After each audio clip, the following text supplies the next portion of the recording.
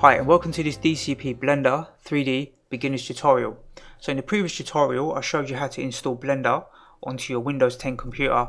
You can follow that same process to install it on Apple, Mac or Linux devices in different versions of Blender. So if you're not sure about that, I'll put a link in the YouTube description and you can go ahead and download and install Blender 2.8 beta. So let's go ahead and open up Blender. So we've got the software loaded up, and the first thing Blender will show you is what we call the splash screen. And here you can see general, 2D animation, sculpting, VFX and video editing. So depending on which ones you click on here, the interface and the layout and the design will change slightly to reflect what type of workflow you're doing. But in most cases when you're using Blender, you're going to click on general, right? So let's go ahead and click on general here. And the first thing I'll do is go to file, save as, and I'm going to make a new file. I'm just going to call it Blender Part 1. So just type in Blender Part 1 here, and I'm going to save it to a folder on my desktop called Beginners Tutorial. So let's click Save here, and on my desktop I've got this image of a keyboard. So this is very similar to the keyboard I have on my current desktop right now, and this is similar to the sort of mouse I have. And I'm going to state the obvious, but the mouse has three buttons, right? It has a left button, it has a right button, and then this middle mouse wheel is actually a button in its own right. So you can press down on the middle mouse wheel and that is actually a button as well. So you've got three buttons here, the left, the right and a middle mouse button. But this middle mouse is also a wheel which allows you to rotate upwards and downwards. When you're scrolling web pages, you can use the mouse wheel to move up and down, right? Stuff like that. So we're going to use the keys on this mouse and the keyboard and combine them together to do different actions in Blender. So let's open up Blender, and we've clicked General and we've saved our document or our file. And let's see what we see on the screen at the moment. So I haven't really done anything yet, but I can see an object here, one over here, and I can see a cube in the middle. So this first object on the left side is the camera. So when we do 3D animation in Blender, we're always really using a camera to look at the object, and that's what the final render will look like from what the camera can see. And here we've got a light source, and light is really important for 3D objects. Without light, I mean, if you're sitting in a room and the room has no light inside of it, it's totally dark, right? It's pitch black, so you're not going to see anything. So light sources are really important in Blender as well. And we're going to go through a lot of the basic stuff, and then we'll start to explain some more advanced elements of Blender in future tutorials. So let's go through some real core basics. Let's get you up to speed. So we see three objects here, and we see something called scene collection. So this is a bit like layers in Photoshop. Think of it similar like this, and we see a collection here, and we see three elements. We see the camera, the cube and a light source, and we see a camera, a cube and a light source. So when we add more elements to Blender, and I'll show you how to do that in a moment, those elements will get displayed in here. And we can create something called collections. As default, when you load Blender, it will already create a collection straight away. But imagine if I had objects in the far distance, yeah? I could create a new collection called objects in distance, and then put all of those elements like squares and cubes or whatever objects I'm creating and put them into a collection called objects in distance, and then I'll be able to find them quite easily because I've labeled that collection called objects in distance. So that's objects, and then we've got all of these little options down the side here. It looks quite complex, right? And we've got a timeline here, and we've got other tools over here, and we've got all of these. It's quite overwhelming, Blender, when you first load it up. I get that, I understand that. So let's really just break it down into some basic terms. Let's try and get you to make a simple animation over these next few beginner tutorials, and then we'll have you up to speed. So the first thing is, in Blender, we want to see objects from different angles. And the way that we do that is by holding down the middle mouse button. So all I'm going to do is not rotate this middle mouse, but just press it down, the middle mouse button here. So if I hold down the middle mouse button, I can rotate around this cube. You can see, so I'm pushing to the right, holding down the middle mouse button, push to the left, you rotate the other way. If I push upwards, I'm going to be looking underneath the object, and if I push downwards on my mouse, I'll be looking from top.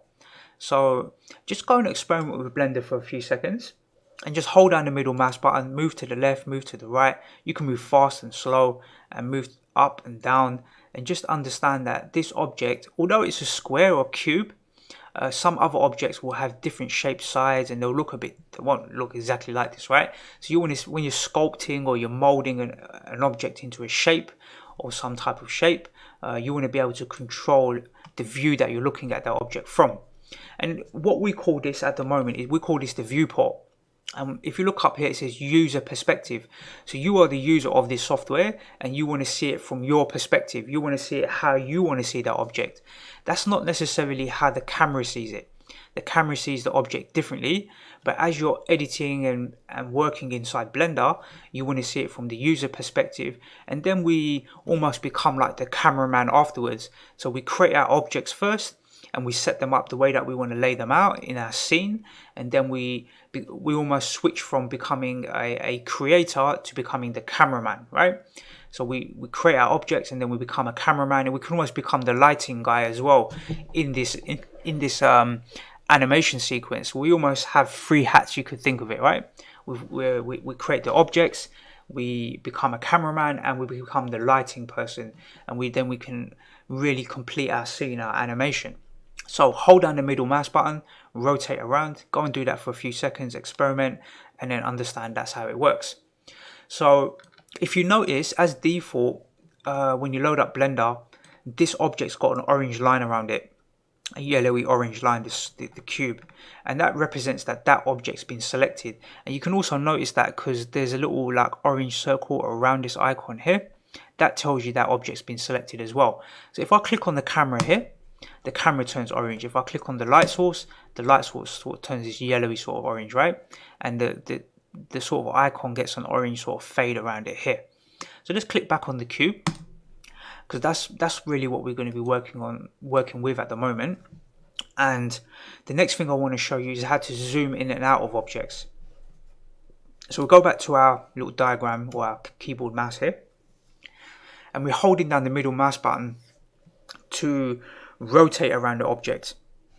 If we simply move the mouse wheel up and down, we can zoom in and out. So as I move the mouse wheel in and move it upwards, I zoom in. As I rotate it backwards, I'll zoom out. And I can zoom really far out, and I can zoom really far in. So we've learned 2 things now. Middle mouse button, hold it down to rotate, and then use the mouse wheel to zoom in and out.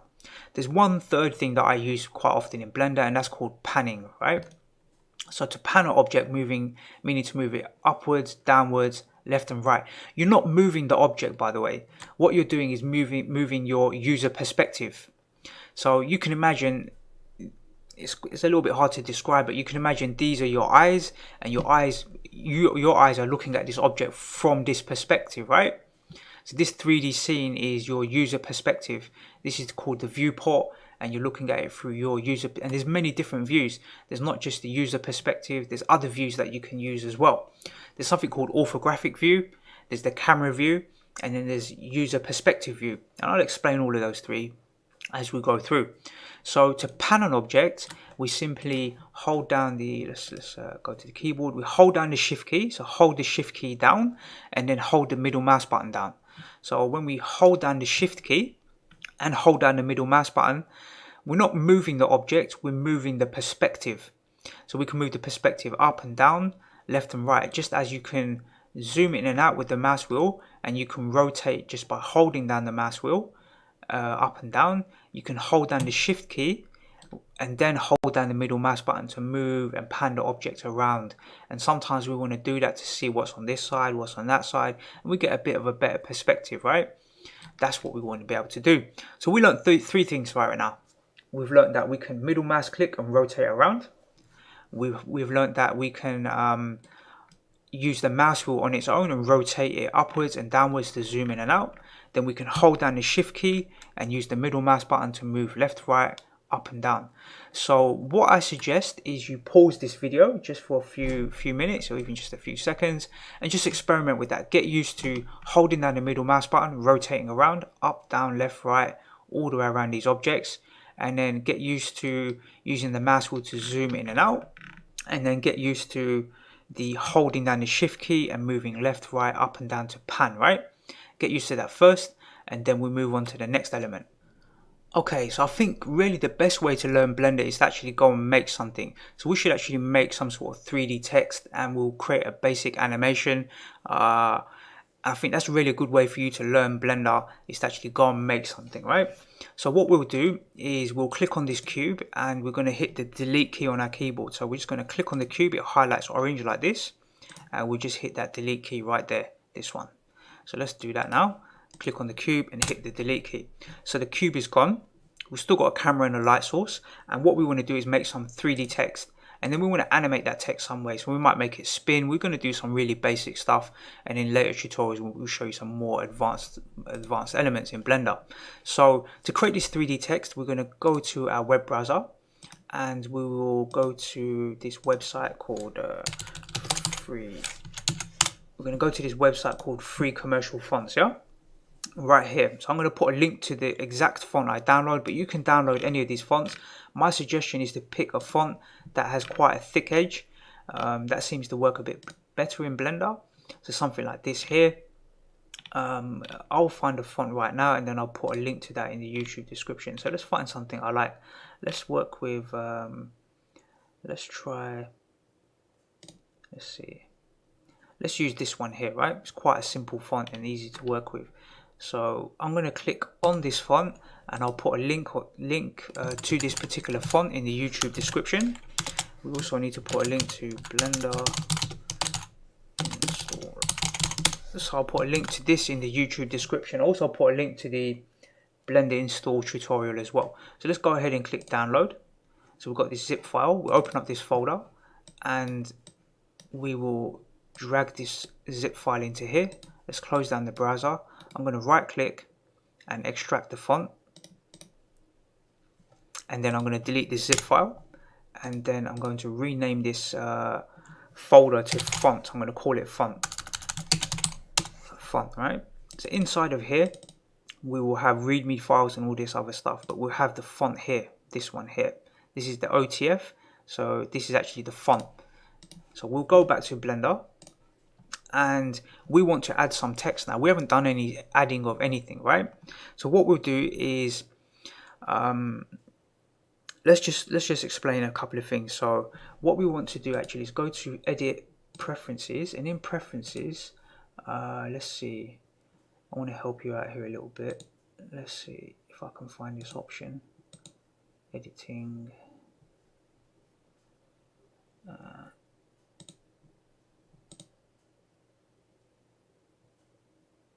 okay.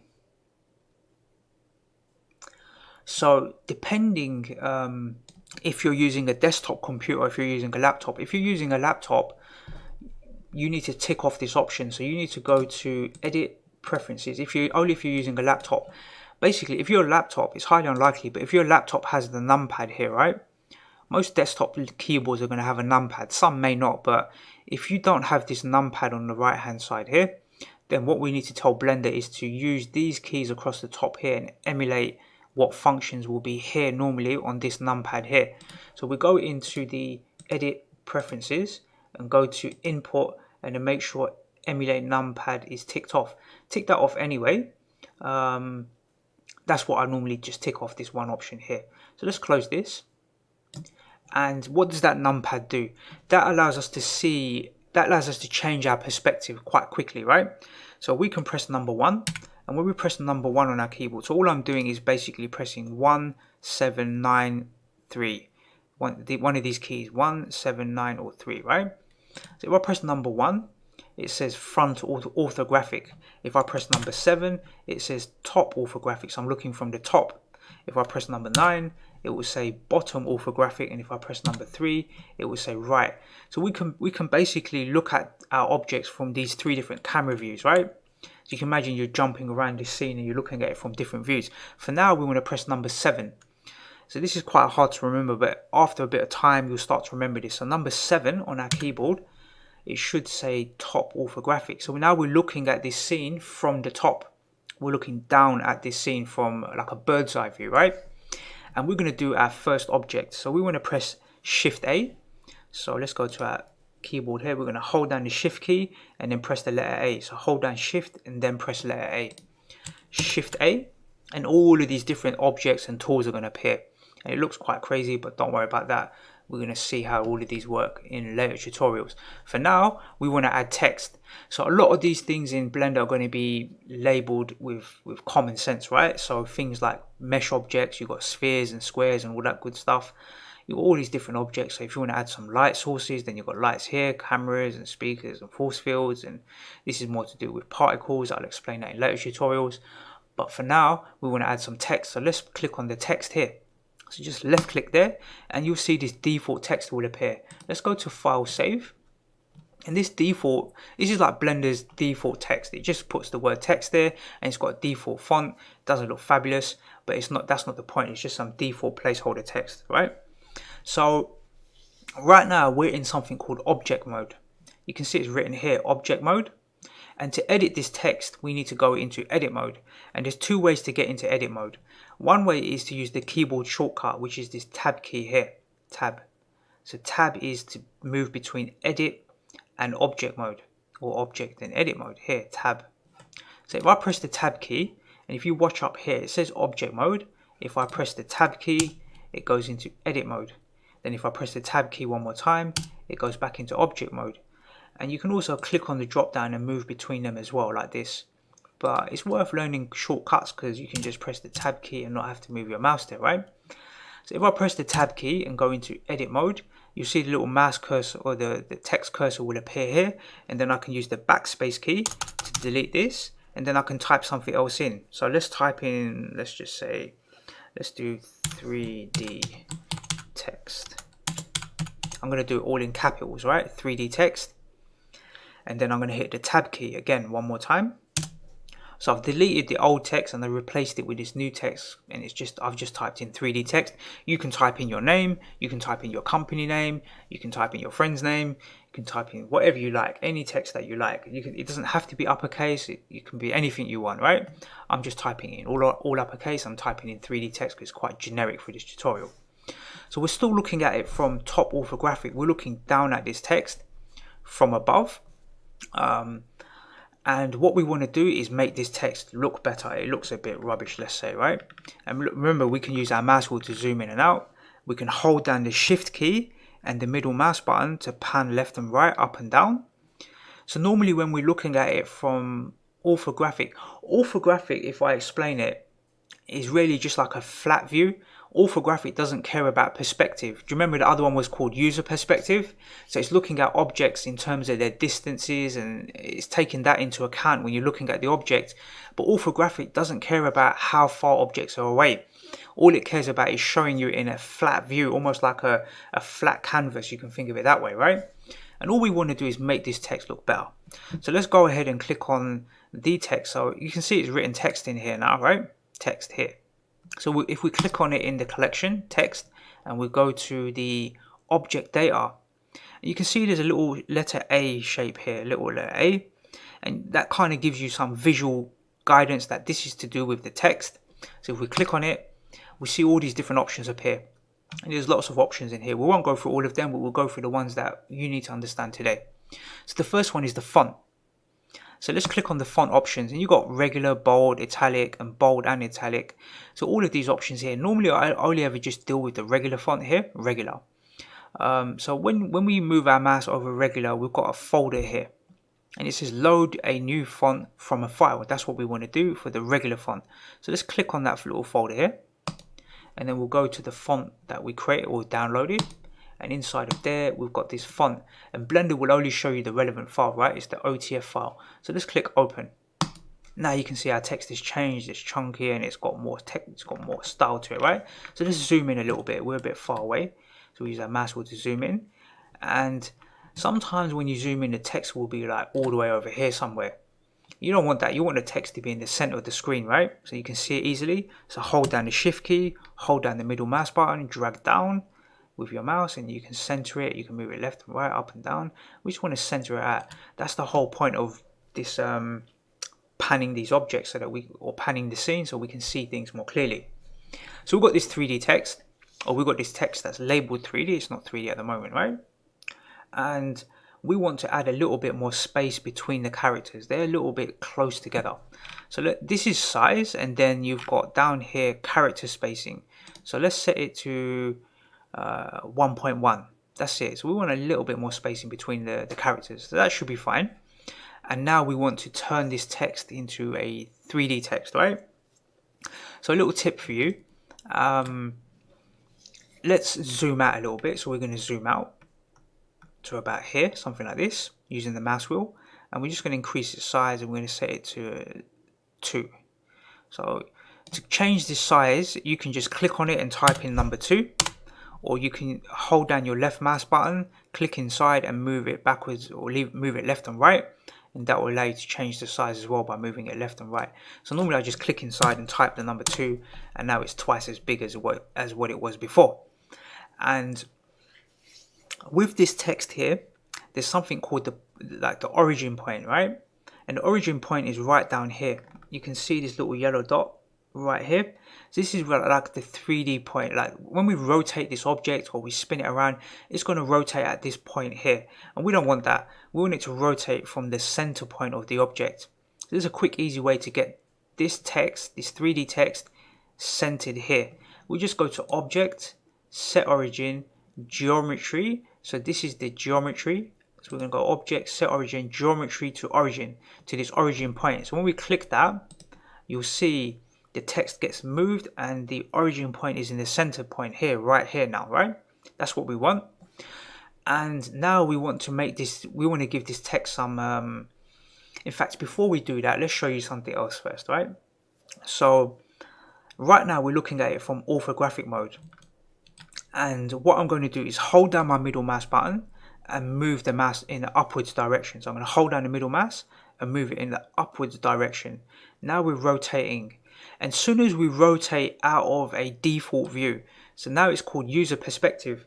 So user perspective is whatever you want to see the object as. You can look at it from the bottom, top, left, right, up, down. That's your choice. It's your user's perspective. You're the user, you see it from your perspective. If you press number 1 on your keyboard, then you're going to see it from the front orthographic. Flat from the front. Number 7, you'll see it from the top. Number 9 on your keyboard, you'll see it from the bottom. And number 3, you're going to see it from the right side. So we want to see it from, let's say, number 7. That takes us into the top view. Then we're going to hold down our middle mouse button and we're going to move the mouse cursor, move the mouse in the upwards direction. To look at it from this sort of perspective, we're looking at it from this angle. Let's go to File, Save, and we want to rotate this text. We want to rotate it so that it's sort of vertical, right? Right now it's laying flat and we want to make it vertical. Now there's a few ways to do this in Blender. Well, there's only 2 really ways to do this in Blender. We can use shortcut keys. So I'm going to show you that first, and then we can use the toolbar here to do that as well. So to rotate an object in Blender, what I normally do is I think of the word rotate. So we're rotating an object, we can spin it 360, we can rotate it all the way around. The key is to remember the word rotate and then remember the first letter, R. R for rotate. So what key do we want to press on our keyboard? We want to press the letter R, right? So R is for rotate, the letter R here. So when we press that letter R, we can rotate the object on different points of the axis. So we can rotate it on the X-axis, we can rotate it on the Y-axis or the Z-axis. Z is vertical, X is horizontal. So you can see this red line here. This represents the X-axis. The green line represents like going into the distance or going backwards, right? Forwards and backwards, left and right. So the X is left and right in this case, and the green arrow will be like backwards and forwards. You can see that almost on this little, we call this little 3D gizmo.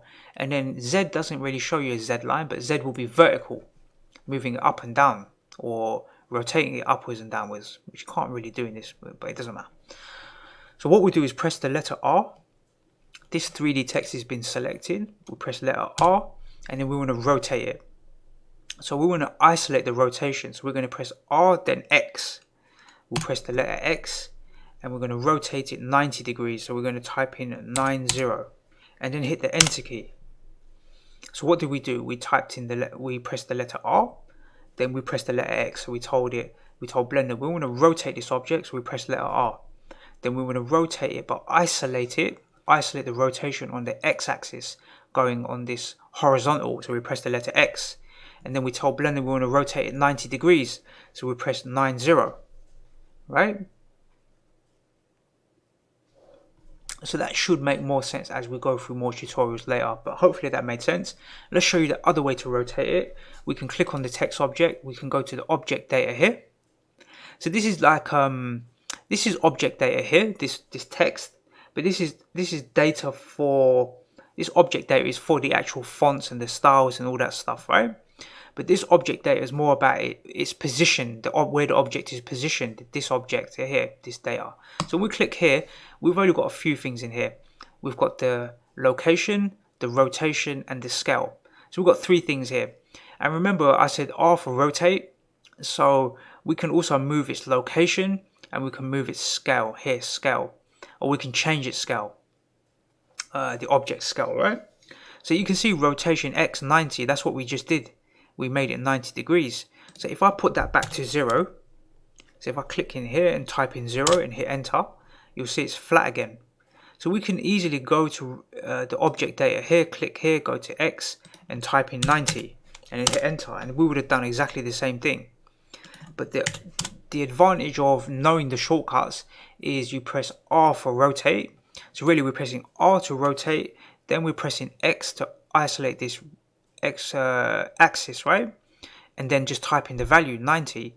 So we'll click on the 3D object or this 3D text, press R to rotate, then press X and then type in 90 and then hit enter. So really we're just performing the same actions as what we do here. We can click here, we can go to rotation, then X and then type in 90. Shortcuts will save you a lot of time in the future when you get up to speed. This text here, so let's left mouse click, or let's middle mouse click on rotate around. You can see it's very thin. We want to make it thick. We want to give it some thickness. So let's click on the back to this text object data here, and inside of here we have something called the geometry here, and we want to extrude. So extrusion is almost like giving an object thickness, right? So as we normally I go to like a top angle like this.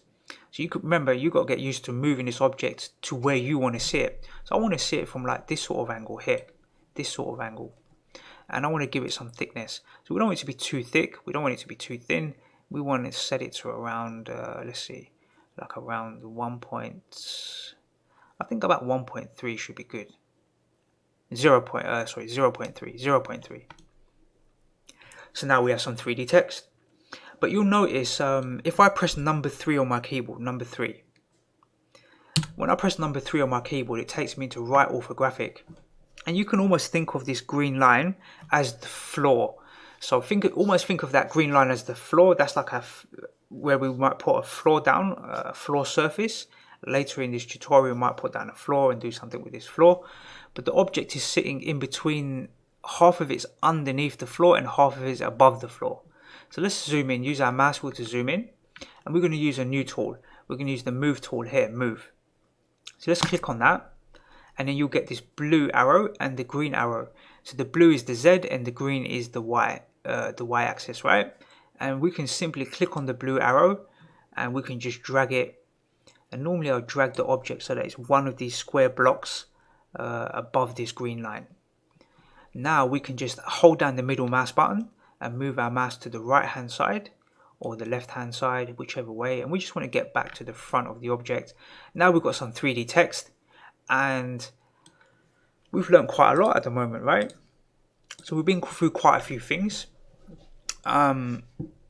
Really, there's quite a lot of other things we need to go through in this Blender tutorial. We need to understand how to animate objects, and there's quite a lot of other stuff. How do we add color to this text? How do we get the camera positioned? How do we sort out our lighting? So I'm going to do that in some other tutorials, some subsequent tutorials. For today, we need to go to File, Save. That's the end of this first part of this tutorial. So let's just do a quick recap of the things we learned. First thing we learned is hold down the middle mouse button to rotate around the object. The second thing we learned is use the middle mouse wheel to zoom in and out. So we can zoom in and out of an object. We can hold down the middle mouse to rotate. If we hold down the shift key and the middle mouse button, we can pan the object up and down and left and right. And this just helps us to see the object from the best perspective, the best advantage, or the best view that we want of that object. We might want to view it from this angle so we can see the thickness, right? If we look at it right from the front, there's no way we can really tell how thick this object is. It's really hard to see. But if we hold down the middle mouse button and rotate around, now we can see how thick that object is. If we want to try and work out, how much space it's taking, like on the horizontal, it's better to see it from the top. We can now work that out. We can see that a bit more clearly. So we can see the object from different angles. We use the number 1 to go to the front view. We can use the number 7 on our keyboard to look at it from the top. We can use the number 9 to look at it from the bottom, and we can use the number 3 to look at it from the right side. We can also use the numbers 4 and number 6. So number 4 and number 6 on the keypad. So let's look at the keypad here. So number 4 and number 6, right? These keys here. Those allow us to move around the object in increments. So when we press number 4, we can move around in steps like this. And when we press number 3, we can move around in steps like this. And we can use number 8 to move in steps to the top, and number 2 to move to steps in the bottom like this. Alright? So all of these keys on the keyboard, number pad, all provide a function. But 9 times out of 10, I'm using number 1 to look at it from the front, and number 7 to look at it from the top, and number 3. To be fair, most of the time I'm using keyboard shortcuts number 1, 7 and 3. Number 1 front view, number 7 top view, and number 3 from the right side. So I can move the object above the floor. I can see how big the object is from the front, or I can move it left and right and up and down. And then number 7, I can see it from the top because I want to move the object backwards or forwards. And we're going to explain a lot of that more in other tutorials. There is one other key shortcut on the keypad, and that's the letter 0, or the number 0 should I say. And if we were to press 0 on our keyboard, so let's go to our keyboard, I'm pressing this number 0 here. If I press that on my keyboard, it takes me into the camera view. So now I'm not it says camera perspective, so I'm looking at it as the camera would see it. Let's do one thing quickly. So we're looking at it from the camera view. Let's go to File, Save, and let's just do one thing that we would normally do in Blender. Let's press F12 on our keyboard. So we're going to press F12 here, F12 key. And when we press F12, Blender is going to render out our text. And I'll be honest with you, it looks rubbish. Yeah, it doesn't look good. It doesn't look nice. It looks all grey. And what's going on? Why does it look so crap? Don't worry about that. The way this text looks right now is not relevant. What's more relevant is that you understand how to move around these objects, how to manipulate the objects, how to create them. That's more important right now. Later in the second and third tutorials, we're going to make this text look amazing. We're going to make it look amazing. We're going to have amazing lighting. We're going to be able to control the camera. We're going to be able to do a lot of things in Blender. But for now, we just need to get the basics down, right? So we're looking at it from camera perspective. If we hold down our middle mouse button again, we come out of camera perspective, we move to the right, we move back into user perspective. So do you remember I said there's different views? There's orthographic, that's when you press number 1, number 7 or number 3 on your keyboard. There is the middle mouse button and you rotate around, and then we call that the user perspective. So there's orthographic, there's user perspective, and then there's the camera's perspective. When you press 0, what can the camera see? Because whatever the camera sees is what your final animation or render will be, but we want to position this camera much better when we do our animation later. Okay, so that's the end of this first part of this tutorial. I'm going to minimize this. I hope you've learned a lot, and my advice is probably go through this tutorial a couple of times. Most definitely get used to rotating, panning and zooming in and out of objects, and maybe create that text object a few different times. Maybe load up Blender a few different times, create a few different files, and just go through this tutorial a couple of times so you get used to the shortcuts, get used to creating the text object, get used to rotating around it and using those shortcuts 1, 7, 9 and 3, and also looking at it from the camera perspective, and just get used to that, because that's really, I would say that's like about a good 40% of your knowledge that you need for Blender. The rest of it is just about creating things afterwards, right? But a big percentage of using Blender is these basic shortcuts, these basic things, rotating and navigating around these objects. Okay, I hope you find this Blender 3D tutorial useful. I look forward to seeing you in part 2, where we'll continue this tutorial.